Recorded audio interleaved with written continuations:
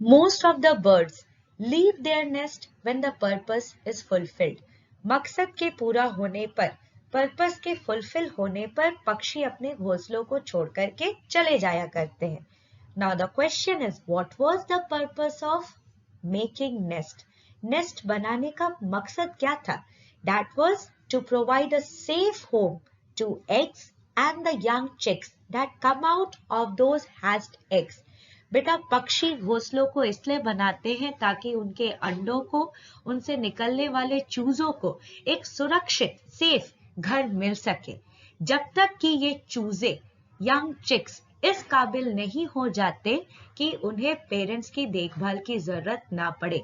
बेटा आप सब भी तो अभी छोटे हो और भी छोटे थे इसके पहले, तो आपको अपने पेरेंट्स के देखभाल की जरूरत थी, है ना? उसी तरह से जब चिड़ियों के पक्षी भी छोटे होते हैं तो उनके पेरेंट्स उनका ख्याल रखते हैं, लेकिन जब वो काबिल हो जाते हैं, इंडिपेंडेंटली रहने लायक हो जाते हैं, तब फिर बर्ड्स जो है वो घोंसलों को छोड़ करके चले जाया करते हैं. And they find their new homes, may be in trunk of a tree, may be on a branch of a tree, near some water body और ऑन सम वाटर बॉडी.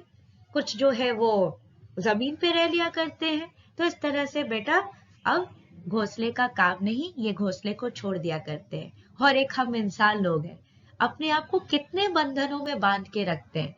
पहले खुद को सुरक्षित रखने के लिए घर बनाते हैं, उसके बाद उल्टा ही काम शुरू हो जाता है. घर को सुरक्षित रखने के लिए पूरी जिंदगी लगाए रहते हैं.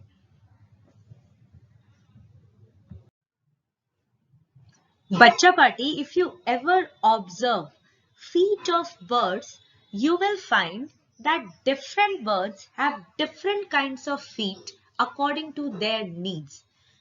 अलग अलग बर्ड्स का अलग अलग तरह का फीट होता है. वो भी इस बात पर डिपेंड करता है कि उनकी जरूरत क्या है. जैसे कि अभी मैं आपको आगे समझाऊंगी, डक्स होते हैं, उनके पास वेब्ड फीट होता है, क्योंकि उस तरह के फीट के स्ट्रक्चर होने की वजह से उनको पानी में स्विम करने में आसानी होती है. कोई पर्चिंग बर्ड है, अगर पर्च करना मतलब क्या होता है, बर्ड्स जब आकर के पेड़ की टहनियों पर बैठते हैं अपने फीट के बल पर, उसी को कहते हैं बेटा पर्च करना. पर्चिंग बर्ड्स के फीट इस तरह के बने होते हैं कि उनको ब्रांचेस पर पर्च करने में आसानी हो. ठीक है, तो इस तरह से बेटा आप देखेंगे कि अलग अलग नीड, जरूरत के हिसाब से बर्ड्स के फीट भी अलग अलग तरह के होते हैं. For example, this kind of feet is known as webbed feet. ये देखिए वेब जैसा, जाल जैसा इसका है. गेस कर सकते हो ये किसका फीट मैं दिखा रही हूं? This is feet of a duck. तो बेटा डक्स है, गीज है, स्वॉन्स है, उनके फीट जो है वेब्ड फीट होते हैं. इससे इन्हें पानी में स्विम करने में बड़ी आसानी होती है. कैसे, समझाती हूं. उसके लिए सबसे पहले आपको समझना पड़ेगा कि हम स्विम आखिर करते कैसे हैं, क्या प्रिंसिपल है. तो बेटा याद करो, हम जब भी स्विम करते हैं हम अपने हाथों से, अपने पाम से, अपने फीट से पानी को क्या करते हैं, पीछे की तरफ ढकेलते हैं. We push the water backward with the help of our palm, with the help of our feet. और पानी in turn pushes us forward. आप जितना पानी को पीछे की ओर ढकेलोगे, पानी आपको उतना ही आगे की ओर ढकेलेगा. And this is how we people swim. ठीक है, ओके. अब जरा एक बात का मुझे जवाब देना. मैंने अपने पाम का इस्तेमाल किया पानी को पीछे ढकेलने के लिए. I have spread my fingers like this. ठीक है, अभी मैं पानी को ऐसे पीछे की ओर ढकेल रही हूं. ठीक है. Second case is that between my fingers there is some skin. ये खाली जगह नहीं है. यहाँ पर इमेजिन करो, यहाँ पर खाली जगह ना हो करके यहाँ पर स्किन है. ठीक है, चलो मान लेते हैं कुछ इस तरह का. ठीक है, ऐसा कवर्ड सा स्किन है. अब तुम इस तरह के पाम से, जहां पर फिंगर्स के बीच में स्किन है, तुम पानी को पीछे की ओर ढकेलते हो. किस केस में you are pushing more water backward? जब खाली जगह है फिंगर्स के बीच में तब, या इन फिंगर्स के बीच का स्पेस जो है वो खाली ना हो करके वहां पर स्किन का फोल्ड है? किस केस में ज्यादा पानी पीछे होगा? सेकंड वाले केस में ना, जहां पर स्किन का ज्यादा फोल्ड है बीच में। क्यों? क्योंकि जब फोल्ड है ही नहीं तो छेद से तो पानी निकल जा रहा है, आप इसको धक्का नहीं दे पा रहे हो। ठीक है, ऐसा कर रहे हो, बहुत सारा पानी इस छेद से बाहर आ जा रहा है। लेकिन अगर तुमने यहाँ पर स्किन का फोल्ड लगा हुआ है तब तुम बेटा इतने सारे पानी को पीछे की ओर ढकेल पा रहे हो।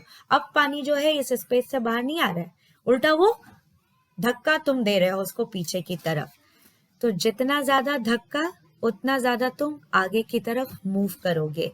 तो इसीलिए बेटा डक्स, गीज, स्वान जिनको कि पानी में तैरना होता है उनके फीट वेब्ड होते हैं, फिंगर्स के बीच में उनका स्किन का फोल्ड होता है। ठीक है, और यही नहीं बेटा, जब इस तरह से उन्होंने धक्का देकर के पानी को पीछे कर लिया, जब वापस उस पैर को आगे लाना होता है तो वो इस तरह से उसको श्रिंक करके तब आगे लाते हैं। इससे क्या होता है, पानी का काम है उल्टा काम करना ना, आप उसको जिधर धक्का दोगे वो उसके उल्टे डायरेक्शन में आपको धक्का देता है। आपने उसको पीछे किया, वो आपको आगे की ओर धक्का दिया। अब आप आगे की ओर जब आ रहे हो तो वो आपको पीछे की ओर धक्का देगा। तो आगे की ओर आने में आप जितने कम पानी को धक्का दोगे उतना ज्यादा आपको फायदा होगा। तो ये लोग वही करते हैं बेटा कि पीछे करते वक्त ऐसा स्प्रेड करके इतना सारा पानी को वो धक्का देते हैं, आगे लाने में वो ऐसा श्रिंक करके ले आते हैं ताकि कम पानी को वो धक्का दे। ठीक है, तो इस तरह से वेब्ड फीट जो है डक्स को, गीज को, स्वान को स्विम करने में मदद करता है। Next is perching feet. आपको मैंने बताया बेटा PERCH, पर्च का मतलब क्या होता है, किसी पेड़ की डाली को पकड़ करके बैठना। As you can see in this picture that a sparrow has perched on the branch of a tree. इनके जो फीट होते हैं वो इस तरह के होते हैं। That has 4 toes, यहाँ पर काउंट करो, 1, ये 2, ये 3 और एक पीछे के तरफ। तो 3 फॉरवर्ड टोज, 3 टोज आगे की तरफ एंड 1 बैकवर्ड, एक पीछे के तरफ। And these toes are bendable, मतलब इनको मोड़ा जा सकता है, जैसा कि तुम इस पिक्चर में देख रहे हो कि पेड़ की डाली को पकड़ने के लिए इसे मोड़ा गया है ना। तो पर्चिंग फीट का स्ट्रक्चर इस तरह का इसलिए होता है so that the bird can easily perch on the branch of a tree. यहाँ पे देखिए कैसे इन 4 टोज की मदद से इसने इस ब्रांच को पकड़ करके रखा है। And this feet is of grasping type. Grasp मतलब क्या होता है, पकड़ना। तो बेटा ईगल और इसी तरह के जो हंटर बर्ड्स होते हैं that have to catch their prey. Prey PREY, prey का मतलब होता है शिकार जिसका किया गया। ठीक है, व्हाट इट हंट्स। तो अपने शिकार को पकड़ने के लिए इनका फीट इस तरह का बना हुआ रहता है। So it is grasping type. And such type of X-shaped feet are found in those birds that have to climb trees. जिन बर्ड्स को पेड़ का ट्रंक पकड़ पकड़ करके ऊपर चढ़ना होता है उनमें बेटा इस तरह के फीट आपको मिलेंगे। जैसे कि वुडपेकर, वुडपेकर जो है वो पेड़ के ट्रंक को पकड़ पकड़ करके ऊपर पहले चढ़ता है, वहां पर पेकिंग करता है, अपने बीक से अपनी चोंच से मारता है ताकि अंदर में जो छुपे हुए कीड़े हैं उसको वो निकाल करके खा सके। Many a time it does so in order to build its nest. और इस तरह के फीट आपको फ्लाइटलेस बर्ड्स में मिलेंगे that have to walk on land, run on land in order to catch their prey. For example, emu bird. बेटा emu bird या इसी तरह के और जो बर्ड्स होते हैं जो कि फ्लाई नहीं करते हैं लेकिन जमीन पर चलते हैं, उनको दौड़ना होता है अपने शिकार को पकड़ने के लिए, उनके फीट इस तरह के होते हैं। इस तरह का फीट होने से वो काफी जल्दी दौड़ करके अपने शिकार को पकड़ सकते हैं। तो ऐसा आपको देखने के लिए मिल रहा है कि जिस तरह की जरूरत है उस हिसाब से बर्ड्स के फीट हैं। And just like that, birds have different kinds of beak according to the type of food that they eat. किस तरह का खाना बर्ड्स खाते हैं उस हिसाब से अलग अलग बर्ड्स के अलग अलग तरह के बीक मिलते हैं। जैसे किसी को जो है सीड निकाल करके खाना है, कोई भाई फ्लैश ईटिंग है तो उसको मसल्स में अपने बीक को घुसा करके तब उस मसल्स को फ्लैश को खाना है। तो इस तरह से अलग अलग जरूरत के हिसाब से बर्ड्स के अलग अलग तरह के बीक होते हैं। Such types of beaks are found in eagles, falcons, vultures. इसका काम क्या होता है? इस तरह के बीक को वो फ्लैश में पियर्स करते हैं and they tear the flesh, pull it apart and then eat it. That is why such kind of beaks are found in such scavengers or flesh eating birds. ठीक है? And all of you know that this is a woodpecker और woodpecker का इस तरह का बहुत ही strong beak होता है so that they can easily make holes in wood and tree trunks, ताकि ये आसानी से लकड़ी में पेड़ों के ट्रंक्स में छेद को कर सके, पेक कर सके। woodpeckers. Hummingbirds and other nectar sucking birds have such long and thin beaks so that they can easily insert their beaks into the flower and suck the nectar. बच्चों, नेक्टर क्या होता है?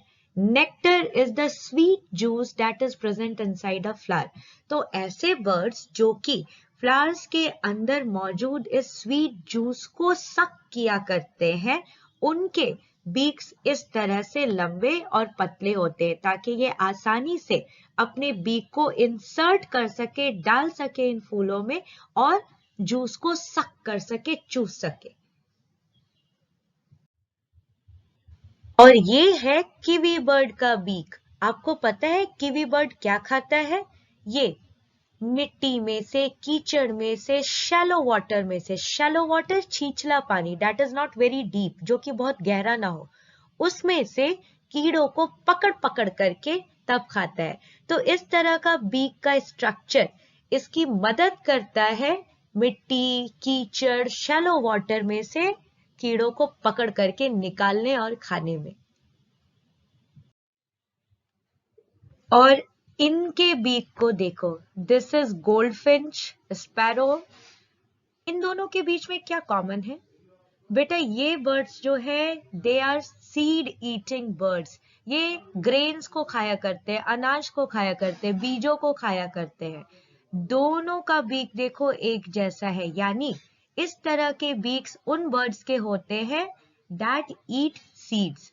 और जरूर इस तरह का बीक का स्ट्रक्चर सीड्स को खाने में हेल्पफुल होगा।